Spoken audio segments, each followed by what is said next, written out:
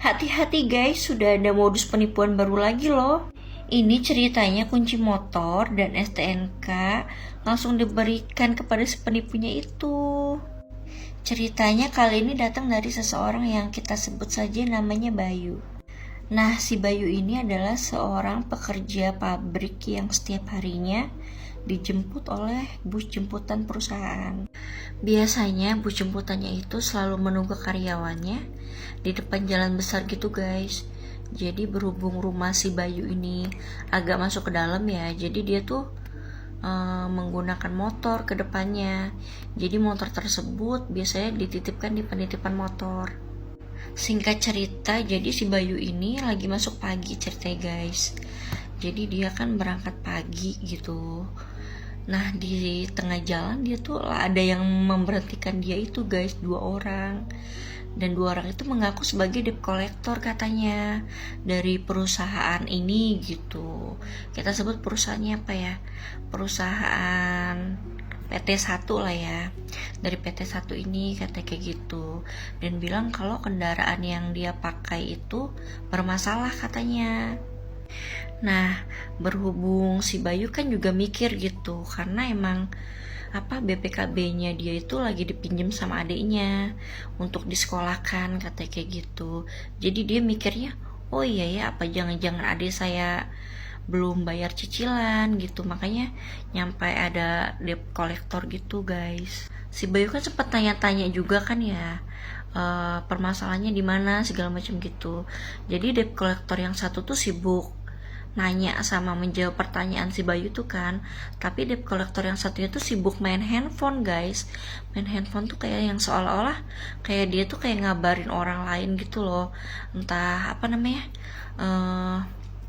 ngasih tahu nomor identitasnya si Bayu gitu kan, nama lengkap segala macam gitu, sama ngituin plat nomor gitu kan. Jadi si Bayu juga sempat nanya gitu, mana surat tugasnya gitu kan.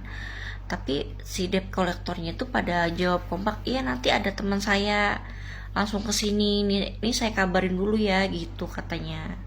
Nah, selang beberapa lama ternyata bener dong, ada yang datang lagi, satu lagi yang datang gitu kan. Dia tuh sambil bawa surat tugas gitu beb, kayak perinan gitu loh. Nah, di surat itu emang bener tertera namanya si Bayu itu, terus sama nomor plat motornya si Bayu, pokoknya lengkap lah ya. Nah, di situ kan emang si Bayu udah jamnya juga udah mepet banget kan, lagi mau berangkat kerja gitu kan ya. Jadi si Bayu bilang, ayo kita ke kantornya aja, saya pengen lihat kantornya, kata kayak gitu. Karena kan si debt collector itu kan udah nyebutin kan tadi di PT1 katanya kayak gitu. Nah, berhubung di daerah situ tuh deket banget sama PT1-nya itu loh. Jadi emang si Bayu juga nunggu jemputan juga di deket situ gitu. Jadi ya udah yuk hayu katanya kayak gitu. Jadi ya udah mereka menuju kantor PT1-nya itu. Nah, setelah mereka sampai, jadi si Bayu tuh bukannya masuk gitu kan, jadi malah cuma debt collector tuh cuma nunjukin, ini loh kantornya, katanya kayak gitu doang gitu. Jadi oh iya udah gitu loh, si Bayunya tuh udah gitu tuh, cuma langsung ngasihin kunci sama STNK-nya itu langsung. Kalau si penipu itu yang 3 orang itu beb langsung ngasih, tapi itu emang di depan kantornya itu ya gitu. Tapi emang Bayu sama sekali tidak masuk kantornya. Emang dia juga udah telat banget itu, orang-orang teman-teman di jemputannya juga udah pada nelponin dia di mana gitu kan. Jadi dia mulai panik gitu kan, takut ketinggalan jemputan. Jadi ya udah dia kayak ngasih ke mana, ke si debt kolektornya itu, nih kunci motor sama STNK-nya gitu. Nah, setelah udah dikasihin kan, emang dia langsung jalan ke bis jemputannya tuh kan. Pas dia naik bis jemputan, nah bis jemputan itu langsung pergi lah dari situ gitu kan ya, langsung pergi kan. Nah, di dalam mobil itu si Bayu tuh langsung ngabarin adiknya dong. Dia tuh baru nanya gitu kan, dia nelpon adiknya katanya kayak gitu kan, katanya ini kamu belum bayar cicilan emangnya, kata kayak gitu. Sampai ada yang mau sampai ada yang mau narik motor saya di tengah jalan, kata kayak gitu. Adiknya nanya, hah, kata, enggak, saya udah bayar cicilan, kata, bulan ini, kata kayak gitu. Itu tadi ada dari PT1 loh, ke saya, ada yang nyamperin saya 3 orang, kata kayak gitu, bawa surat tugas juga, dia ngomong kayak gitu kan, kata. Adiknya bilang, kok PT1? Bukan, saya kan di PT2 naruhnya, katanya. Jadinya si kakaknya bingung, lah berarti terus motor saya gimana? Ya nggak tahu, katanya. Naruhnya di mana, katanya kayak gitu kan, dia ngomong kayak gitu guys. Habis kayak gitu ya udah, waduh kena tipu nih saya, katanya si Bayu bilang kayak gitu. Jadi pas udah aja kan ya, namanya mobil jemputan sudah jauh ya kan, dia juga mau kerja, jadi ya udah dia yang santai aja gitu guys ceritanya.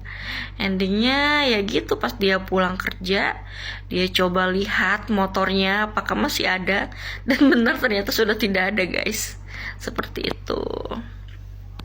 Jadi untuk kalian para pekerja, apalagi para pekerja yang lagi nunggu jemputan, kalau bisa kalau ada yang seperti itu kasusnya, tolong masuk dalam kantornya ya guys. Minimal kalian tuh tanda tangan serah terimanya itu loh guys, gitu ya. Sama juga hati-hati, soalnya karena emang penipuan seperti itu tuh banyak banget ternyata. Setelah saya selidiki juga banyak banget, ternyata banyak sekali. Bahkan ada seseorang yang saya kenal ya, jadi dia tuh pengen berangkat kerja ya, kerja juga sama, lagi kerja pagi dia tuh. Jadi ada bapak-bapak sama ibu-ibu itu, dia lagi nungguin jemputan ceritanya. Ada bapak-bapak sama ibu-ibu, ngakunya orang mana gitu, katanya dia habis kecuri habis dirampok apa kayak gimana, cuma ada handphone, katanya kayak gitu. Nih jual aja handphone saya murah, katanya kayak gitu. Nah kan emang si orang ini tuh emang nggak mau gitu, nggak mau nggak mau beli gitu tuh. Cuma si ibu sama bapak ini ngotot, nih tolongin saya pengen pulang gitu. Sebenarnya emang dari si orang ini tuh udah mau ngasih nih, bu ongkosnya ke sini, katanya kayak gitu kan, pakai aja uangnya. Nggak mau, tapi si bapak itu nggak mau gitu tuh. Jadi emang dia maunya harga handphonenya itu emang sih murah, waktu itu berapa ya, pokoknya tuh handphone mahal gitu, tapi dia mau cuma dibayar 500.000. Namanya ya udahlah, orang handphone mahal gitu kan ya. Jadi pas dia periksa tuh emang bagus, bener, emang handphone nyata, real handphone gitu tuh, dari aplikasi semuanya gitu kan. Pas dicek itu, tapi kan berhubung namanya orang kerja, nggak ada uang cash banyak gitu kan, jadi dia tuh ke bank, bukan ke bank, ke ATM di deket situ gitu kan ya. Jadi si bapak itu tuh nungguin di mana tempat dia nungguin itu. Jadi si cowok si orang itu tuh